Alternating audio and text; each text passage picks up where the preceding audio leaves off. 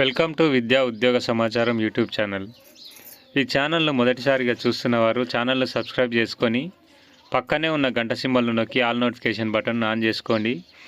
ఈ విధంగా all notification button on చేసుకోవడం వలన నేను చేసే ప్రతి వీడియో మీకు నోటిఫికేషన్ రూపంలో అందడం జరుగుతుంది. మరొక విషయం ఏంటంటే, చాలామంది వీడియోని చూస్తున్నారు కానీ లైక్ చేయకుండానే వెళ్ళిపోతున్నారు.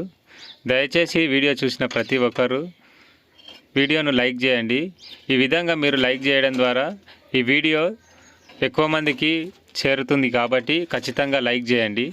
ఇక లేట్ చేయకుండా విషయంలోకి వెళ్తే, తెలంగాణ విద్యుత్ సరఫరాల సంస్థలో 3500 గౌట్ జాబ్స్ కోసం నోటిఫికేషన్ అనేది రిలీజ్ చేయడానికి ప్రభుత్వం సన్నాహాలు చేయడం జరుగుతుంది.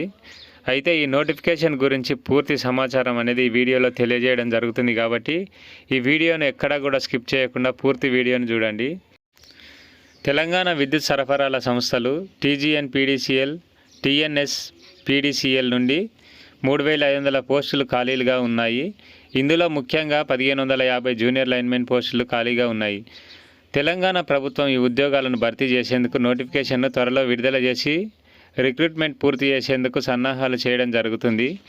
జూనియర్ లైన్మెన్ ఉద్యోగాలకు ITI, మిగిలిన AE మరియు AEE ఉద్యోగాలకు ఇంజనీరింగ్ డిప్లొమా, డిగ్రీలో ఇంజనీరింగ్ చేసిన అభ్యర్థులు అర్హులని చెప్పుకోవచ్చు.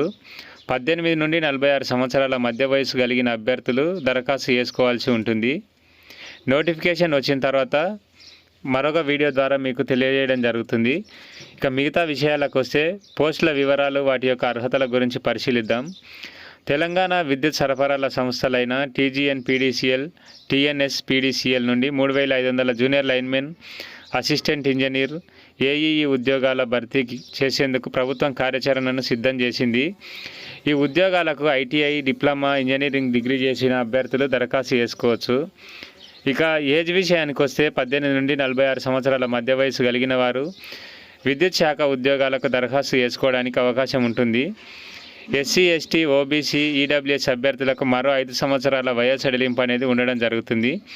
ఇక సెలక్షన్ ప్రాసెస్ ఎలా ఉంటుందనే విషయాన్ని పరిశీలించినట్లయితే, దరఖాస్తు చేసుకున్న అభ్యర్థులకు ఆఫ్లైన్ విధానంలో ఒకే ఒక రాత పరీక్ష నిర్వహించడం ద్వారా సెలక్షన్ చేసి ఉద్యోగాలు భర్తీ చేస్తారు.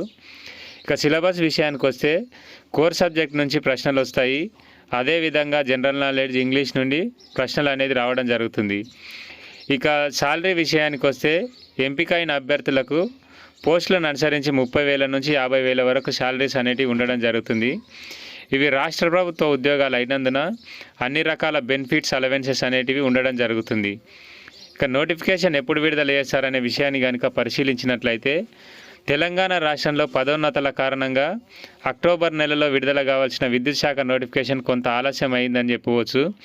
ఇప్పుడు ఆ ప్రక్రియ పూర్తి అయిన వెంటనే నోటిఫికేషన్ అనేది విడుదల చేసి భర్తీ చేయడం జరుగుతుంది. ఏ విధంగా అప్లై చేయాలనే విషయాన్ని పరిశీలించినట్లయితే, అధికారికంగా నోటిఫికేషన్ విడుదల చేశాక దరఖాస్తు చేసుకోవాల్సి ఉంటుంది. నోటిఫికేషన్ వచ్చిన తర్వాత మీకు మరొక వీడియోతో పూర్తి సమాచారం అనేది తెలియజేయడం జరుగుతుంది.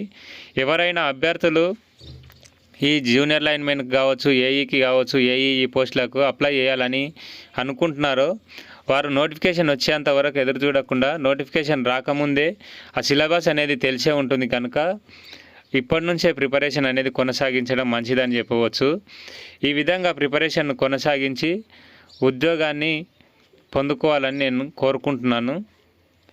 ఈ వీడియో కనుక మీకు నచ్చినట్లయితే లైక్ చేసి మీ ఫ్రెండ్స్ అండ్ ఫ్యామిలీకి షేర్ చేయండి.